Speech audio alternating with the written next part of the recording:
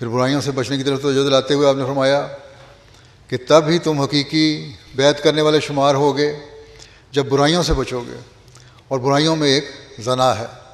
اس کے بارے میں کہ زنا کی تعریف کیا ہے، حضرت مسیح علیہ السلام فرماتے ہیں کہ زنا کے قریب مت جاؤ، یعنی ایسی تقریبوں سے دور رہو جن سے دل میں یہ خیال بھی پیدا ہو سکتا ہو، اور ان راہوں کو اختیار نہ کرو جن سے اس گناہ کے وقوع کا اندیشہ ہو.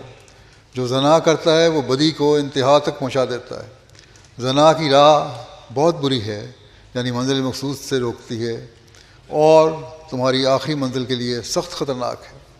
بس یہ ایک معیار ہے جسے انصار کو حاصل کرنا چاہیے، کیونکہ اگر ہمارے اندر کوئی برائی ہوگی، انصار کی عمر کو پہنچنے والوں کے اندر کوئی برائی ہوگی، تو اگلی نسل میں بھی برائیاں پیدا ہوتی جائیں گی.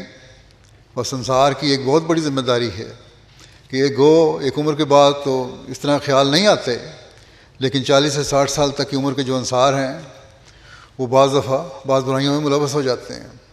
اس لیے انہیں اپنی حالتوں کی طرف نظر رکھنی چاہیے اور فرمایا کہ ان باتوں سے دور رہو جس سے خیال بھی پیدا ہو سکتا ہو.